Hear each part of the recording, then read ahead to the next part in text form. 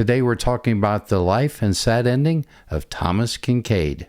William Thomas Kinkade III was born on January 19, 1958 in Sacramento, California. He grew up in the small town of Placerville in a financially struggling single-parent household.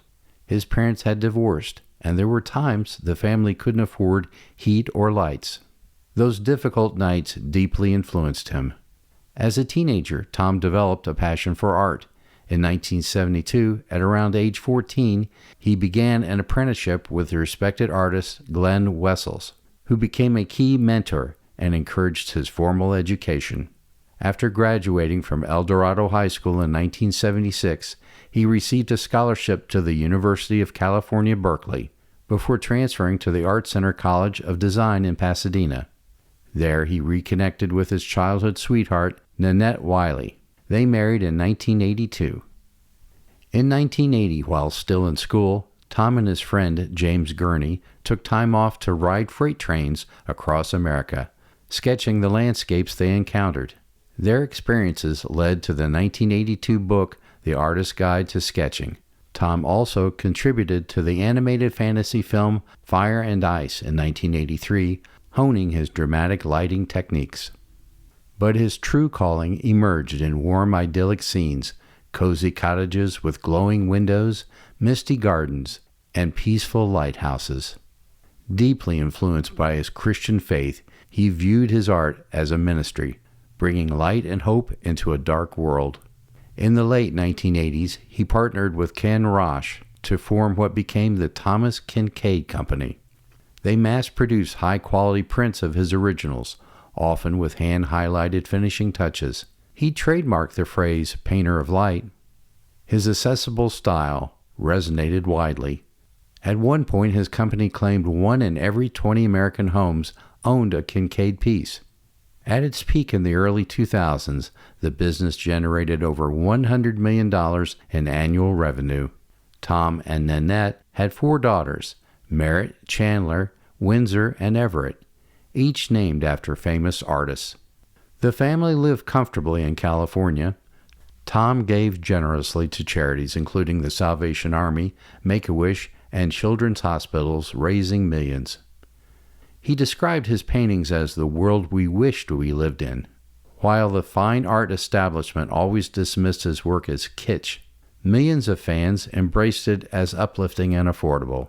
His company expanded to licensing on calendars, puzzles, furniture, and even inspired residential communities with home names tied to his art and family.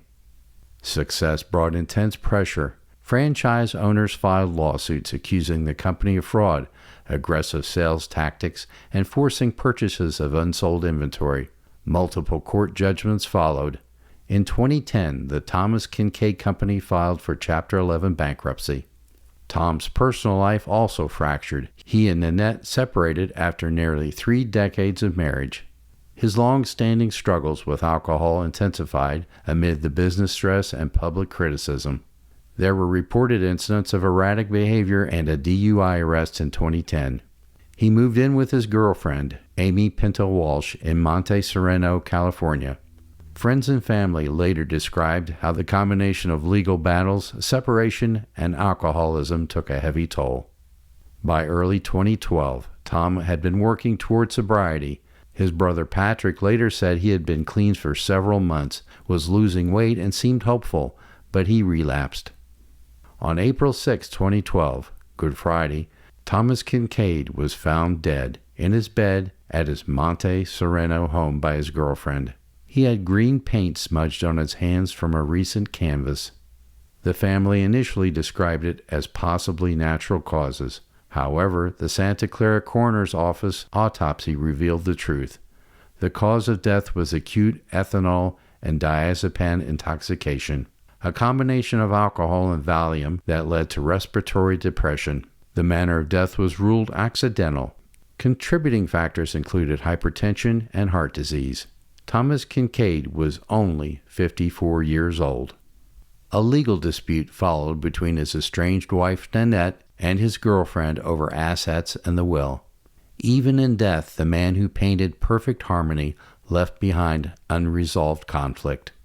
Thomas Kinkade created over 1,000 original works and sold millions of prints. Yet the light he shared with the world could not illuminate his own inner struggles. His family continues the Kinkade Family Foundation's charitable work today, and countless fans still find solace in his serene scenes. In the end, the painter of light offers a poignant reminder: even the brightest images can conceal the deepest shadows. You know, it's a funny thing. My mom just loved Thomas Kinkade artwork, and one year we bought her a Thomas Kinkade cuckoo clock, of all things, and she just loved it. Well, I'm sort of a fan of Thomas Kinkade. I don't have any hanging in my house, but you never know, maybe one of these days. Hey, thanks for tuning in, and I'll see you again next time, unless I come to my own sad ending.